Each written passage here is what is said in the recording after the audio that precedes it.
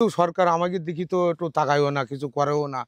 এই জন্য আমরা তো এই ফসল এই লোকজন এই জোন কৃষি খাটাই দেখা যায় আমাদের লাভবানের হচ্ছে, কিন্তু সেরকম একটা সার মাটি কিনি দেখা যায় আমরা পানি সার মাটি দিয়ে তাতে কোনো লাভবান খুব একটা করতে পারতেছি না। আমি দীর্ঘদিন প্রবাসে ছিলাম, প্রবাসের থেকেই এই এই আমার এই কুল বাগান তৈরি করা। এর কোনো বিকল্প নেই, দেখেন এই কুলের অবস্থাটা দেখেন একটুখান। এই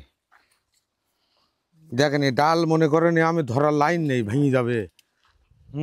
আসসালামু আলাইকুম দর্শক, আমরা এখন অবস্থান করছি সাতক্ষীরা জেলার কলারোয়া থানার কামারআলী গ্রামে।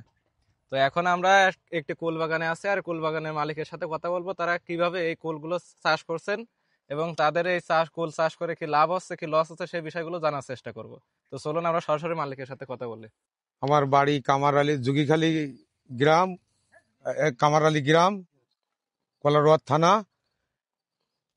আমরা এই যে কুল চাষ করেছি, কুলই অত্যন্ত লাভবান ফসল। আপনি এই জায়গায় কতটুকু কুল লাগাইছেন মোট? আমি এতে কুল লাগাইছি, আমার এখানে আছে 2 বিঘি জমি, আর সাইটে আছে আমার এতে যে আর 2 বিঘি জমি, মানে সব মিলাই 4 বিঘা জমি। 4 বিঘি জমি আমি কুলির চাষ করতেছি। আরো আমি সামনে আরো 1.5 বিঘি লাগাবো বলি, সেরকম একটা।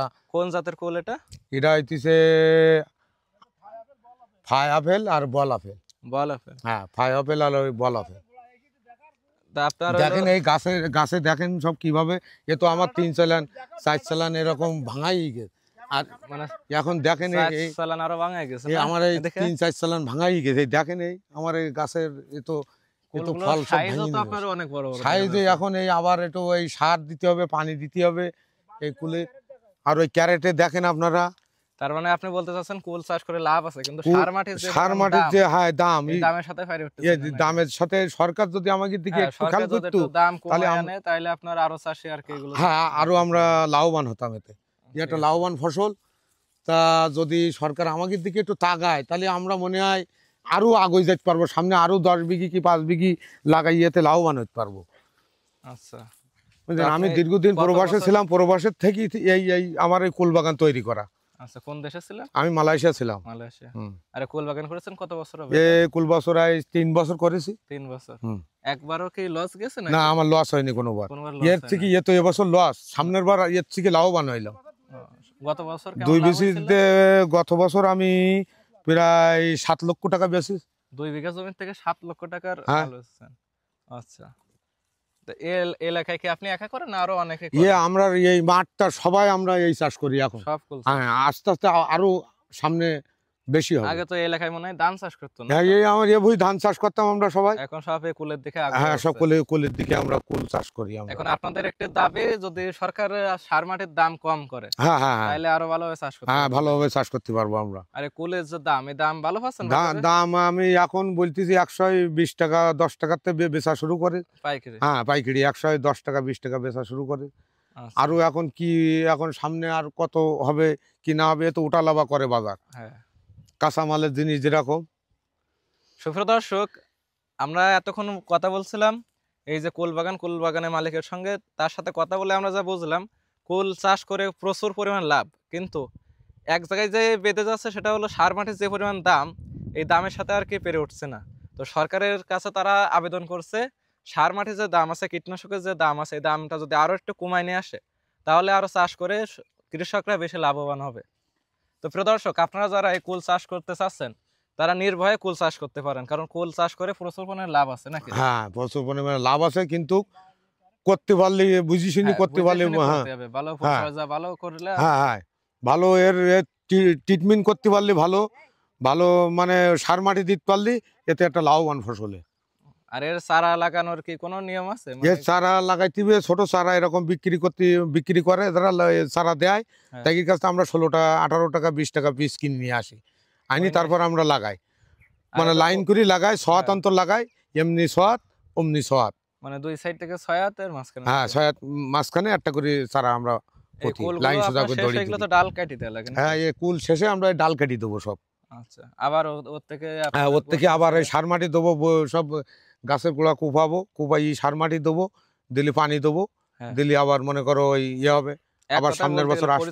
যত ভালো হবে তত ফলন ভালো হবে, তত ফলন ভালো হবে। তা যদি সরকার আমাদের দিকে একটু তাকাইতো, যে ওষুধ কিংবা একটু সার পানি যদি আমাদের ব্যবস্থা করতো, তাহলে আমরা একটু আরো লাভবান হতাম।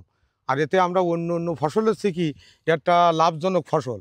কিন্তু আমরা যদি সরকারের কাছ থেকে কোনো অনুদান পেয়ে যদি আমরা একটু সামনের দিকে আগে যেতে পারতাম, আরও সরকার যদি আমাদের এতে যদি একটু দেখা যায় সহযোগিতা করতো, একটু সার মাটি কীটনাশক যদি আমাদের দিকে একটু খেয়াল করতো, তাহলে মনে করা যায় আমরা আরও মনে হয় সামনে আগে যেতে পারতাম, আরও কিছু লাভবান হতে পারতাম। কিন্তু সরকার আমাদের দিকে তো একটু তাকায়ও না, কিছু করেও না।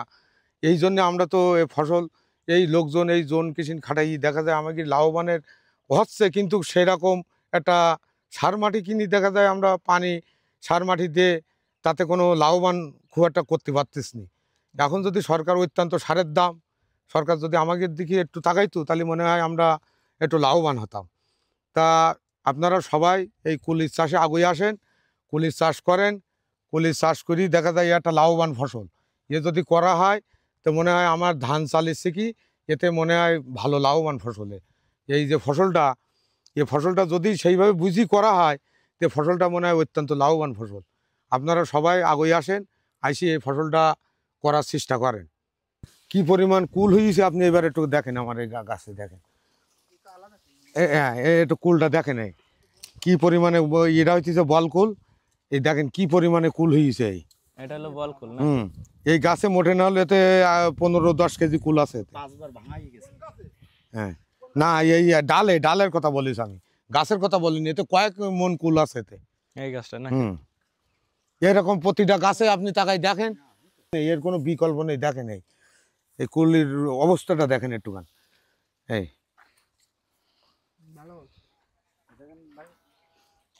দেখেন এর অবস্থাটা।